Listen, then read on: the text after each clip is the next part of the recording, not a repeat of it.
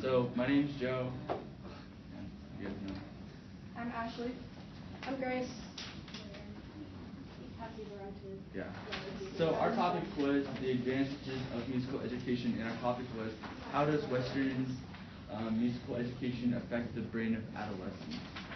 And so our different lenses were economics, scientific, and the futuristic, and so we're going over the benefits of musical education. So for scientific, there has been proven facts that musicians have advanced skills in things such as memory, processing information, language syntax, which is like, how you speak and write and do stuff in language, and learning new languages. This is because musicians, unlike people who maybe don't have a lot or have zero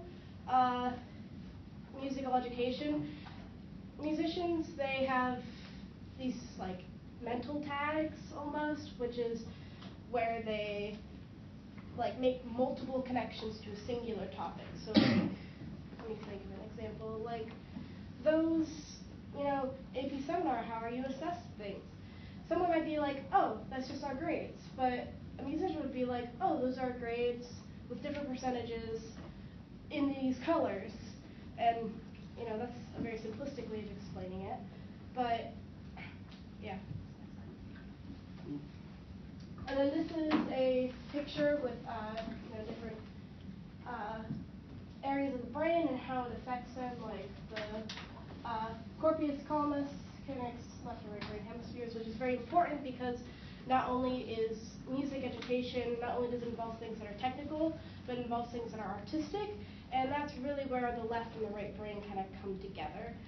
And other things like the hippocampus, which has involves memory and all that kind of stuff, which goes back to how musicians have better memory. Economics. So through my lens, I was looking at the economics of the actual benefit of musical education, and overall musical education highly benefits communities and overall economy. And according to the Inter-American Development, Bonnie, musical education has social benefits such as, wrong sheet. So, sorry. It has social benefits such as reducing school dropout and decline of community victimization, helped create and sustain more than 56,000 local jobs, and contributed to $55 billion to the local economy. And then the last one was the 2013 Nashville Musical Industry Report found that musical industries helped create and sustain more than 56,000 local jobs and contributed. Yeah. And then the middle one, according to the Inter-America Development, Bonnie's musical education has social benefits such as reducing school dropout and decline of community victimization, and the Venezuelan's National System of Youth and Children's Orchestras was like a program that they tested, so people who were in musical education and the people who weren't, and they tested the stats that I was looking at were it decreased dropout rates, and then that later increased savings of money, and then it also reduced crimes and victimization of the community, and so there was reported 3,036 less deaths in a year. And then right there is economy, but that's the SAT scores. That's nice. And this is actually how much money we're putting in per student. So it's pure per pupil money spending, and the state that has the most of that is New York, and it's each state has different funding per student. And so as you can see, Utah doesn't have as much funding as New York, and it's how can we bridge that gap of adding musical education without being cities like New York who have more money to give to people in schools and stuff, so compared to Utah. Okay, and then I did the futuristic ones, which basically I researched how music education was kind of seen in the past and how it might change in the future. So the first big point that I found is our societal view has changed. So originally, music education was used as a tool for getting the more poorer parts of an area to maybe experience more growth and change, and then slowly as music education was developed, it was thought of more as an educational opportunity that could extend more benefits to students' learning abilities and overall improve how they learn and do things. And then another big point that I found was that in the past too, music was seen as only like an extracurricular aspect. It really wasn't seen as something that was taught every day in a school. Like we know now that we have like concert band and symphonic band here at school and it's offered, but before it would have just been something that maybe some kids got together after school and were like, hey, I know, let's play music together and we can play this piece, you know. And now, because of the benefits that have been found with the scientific benefits of like improvement in memory and improvement in the flexibility and plasticity of the brain, it has changed as like we now see it as something that needs to be implemented in a regular school day and not just as something that is optional. And then lastly, music theory education, which is why kind of we passed out the music, is that like music is more than just what's written on the page. The definition of music theory is that the study of the theoretical elements of music, including sound and pitch, rhythm, melody, harmony, and notation, which is going beyond just the notes written on the page. It's a huge aspect of music education. Like Grace and I in band every day. If we just played the notes written on the page, it wouldn't sound like anything. It'd just be bland and boring. We have to interpret the music and think of how it sounds and how this chord fits into this aspect and how can we balance as a band to create the feeling that the composer wanted to get out of this music. And that understanding elevates knowledge in a musician's brain and helps them attain a higher level of understanding of not only music but other aspects of education. And how many of you exactly, when you saw these pieces of music, how many of you guys actually understood what these notes on the page meant and what all these different notations meant? Just raise your hand. So a couple of you. That means a couple of you have had music education. But 1 in 6 students have never had a musical education throughout the entirety of their schooling.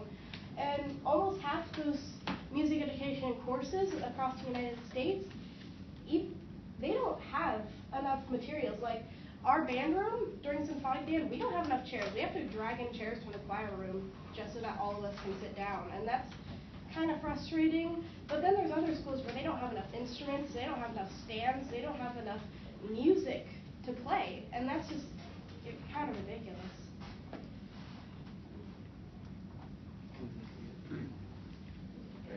Solutions and positive outcomes. What we're highlighting through our lenses, it doesn't only have like a scientific, like through brain development and synapses and stuff like that. It also has like economic and socioeconomic, and then it can be implemented, or it should be implemented in the future, and that's kind of what we're highlighting because, yeah, because it's good, and those are real benefits, and then what does that really argue? So, yeah, that's it. Also, can you guys please be kind enough to put the music back on our tables after you're done? Yeah. Okay, a couple questions. Ashley, describe how the content of the team presentation was changed as a result of group discussion.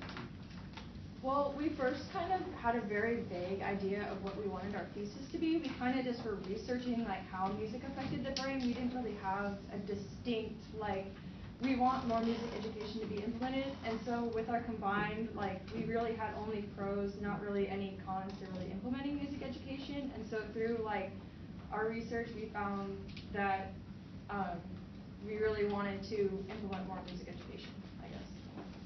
Thank you.